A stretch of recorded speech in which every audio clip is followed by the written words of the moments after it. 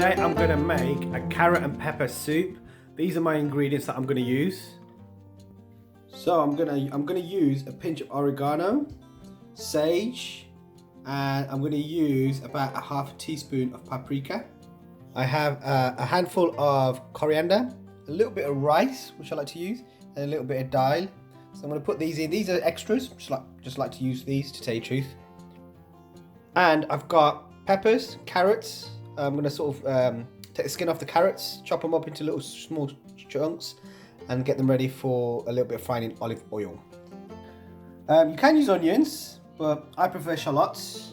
So I've got about 10 to 12 shallots there, 2 garlics, and 2 vegetable stock.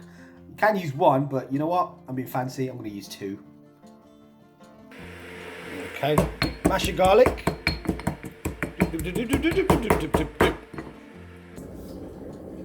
Slice your shallots very thinly.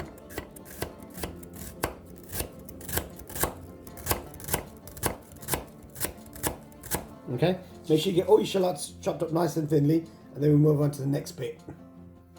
The carrots are nicely chopped up. I've chopped the carrots about this thin, so you don't want them too thick because they take ages to cook, to tell you the truth. And I just like them a bit thinner like this. I chopped these up into little squares. Okay, so that's my carrot and my peppers. My shallots, I've just finely chopped them up, and I've mashed my garlic. These are now ready to be used in my carrot and pepper soup. Open up your stocks and drop them into a cup of water. Okay, put both in, let it sort of dissolve into the water, and when you're ready you can use that for your stock for your soup. Preheat your pan. I'm using a medium-sized one here, and I'm going to put about a tablespoon of olive oil, so about that much. Okay, so you need some olive oil. Let that sort of heat up a little bit, and then you put your garlic and your shallots in, and let that cook for about 50 minutes. Okay, this has now been sort of heated up for a while, so I'm going to put my garlic in. The next thing I'm going to put in is all my shallots. So I should put all those in. Okay, so, and then you want to cook that off with the pan on for about 15 minutes.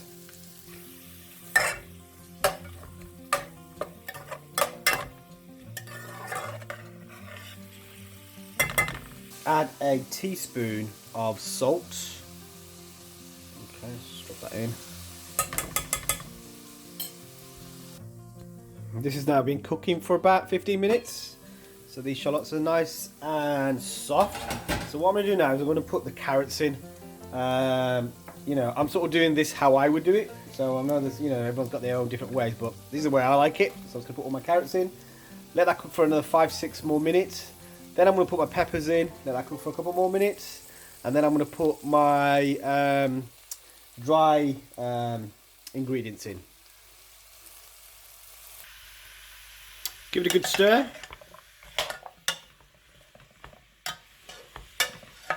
Okay, so I'm filming this while I'm holding this.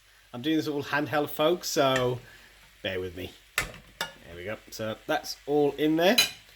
Let that cook for another 5 to 10 minutes, and then I'm going to put my peppers in. Okay, this has been now cooking for about 10 minutes. So I'm going to put in the peppers.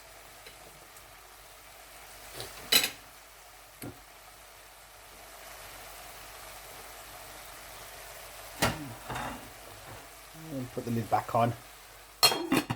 And let that cook for another 10 minutes. Alright guys, I'm going to put some more ingredients in. Open this up. Yep, this is cooking nicely with the peppers. I'm just going to put some coriander in.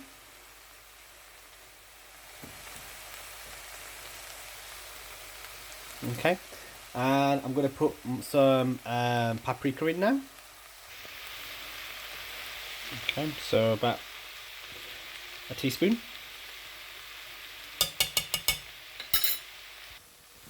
half a teaspoon of oregano. Just a little bit of this.